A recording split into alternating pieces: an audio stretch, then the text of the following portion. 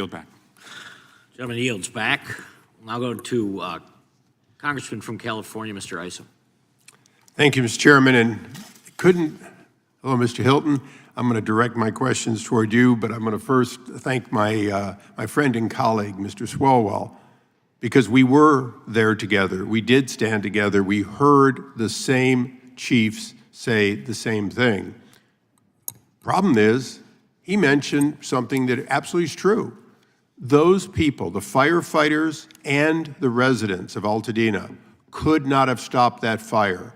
It was not going to happen with 80-mile-an-hour sustained winds. Whether there was unlimited water or not, it would have gone sideways. It wouldn't have gone down if they dropped it. We heard that together. We also heard a question from one of our mayors who asked, looking up at the hill where we were told the fire began, and they actually had camera footage of it beginning, could you have stopped it? No, exactly as Mr. Swalwell said. Then he asked, well, but if it had been cleared, would this have happened? And he said, absolutely not.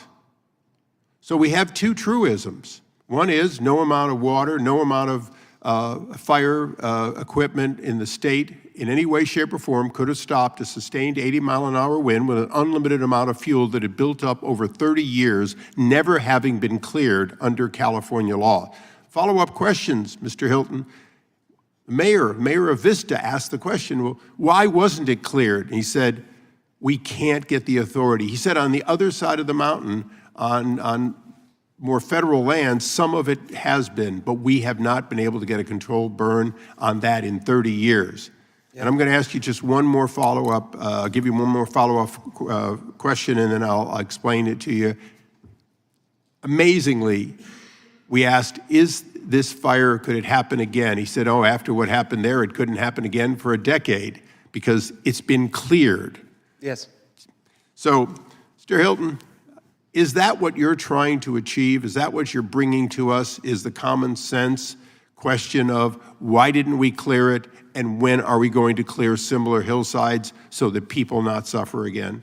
Exactly. It is the best and most simple, common sense, preventative measure we can take. Here it is. This is the California Air Resources Board, 2000, their new smoke management guidelines, which prevented the clearance. Those hills haven't been cleared for 25 years. How's the smoke now? I mean, it's just so counterproductive. I'm not saying it's ill-intentioned, but the consequences have been deadly and devastating. As I mentioned earlier, the Santa Monica Mountain Conservancy, stopping people, saying you're going to be fined if you take responsible action to clear the brush. As I said earlier, it's our firefighters who end up having to clear the brush after the event. That's what they're doing when they say we're containing the fire. They're using bulldozers and axes to stop the perimeter from spreading. Why don't we do it before?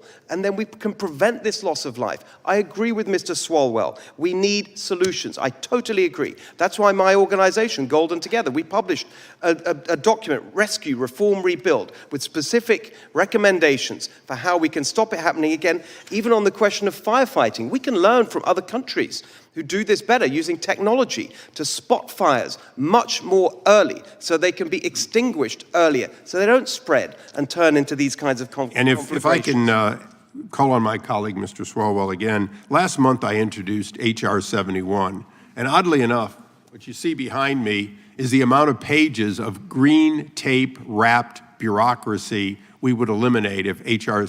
731 passes. Yes, that's 5 feet of single line printing that we would eliminate. That's what we're trying to do, and I would hope that my colleague would look at the bill, join me in cutting through some of that red tape. I want to leave with one thing. We have a lot to do together. Hopefully this hearing is going to cause people to realize that we can't blame just the water reservoir. We can't blame not enough firemen, or we certainly can't blame the homeowners. We have to blame the fact that we created an event that was going to happen sooner or later. It happened to happen there.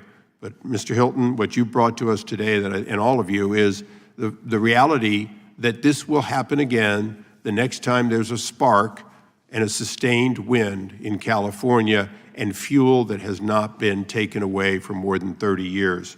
So I'm hoping that we learn from this. I'm hoping that my colleagues and I can work together on the points that we can agree on. And I want to thank the witnesses for bringing up the fact that this was preventable. The problem was your government. Thank you. To yield back. Gentleman yields back. Now recognize the gentlewoman from California.